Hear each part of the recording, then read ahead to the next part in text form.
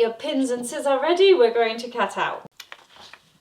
The first thing to do is to look at your cutting out plan. And I've got the German plan here, so don't let that confuse you.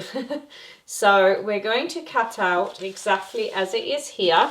So what we want to do is try to work with this so that you don't waste any of the fabric. That's the front piece, the 2 plackets, which need to go on as well. We need 2 of the back pockets and we need 2 of the front pockets. And then I'm going to pop these here. So see how wide your fabric is and see what you can do with it. These we're only going to cut once, so only from the top layer, so I could cut them here. So pin this on, make sure that your arrow lies parallel to the edge of the fabric.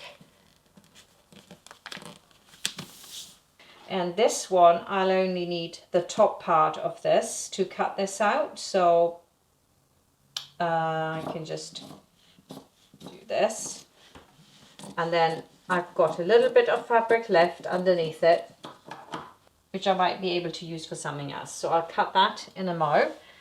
Right, let's go. So when you're cutting out, it's best to cut from the left side so that your scissor sits next to the paper.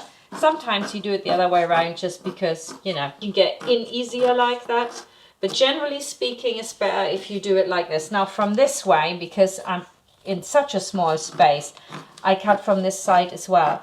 But what you will find is that it's way tidier if you cut it from the other side, especially if you're a beginner. It's one of those things that I learned as an apprentice.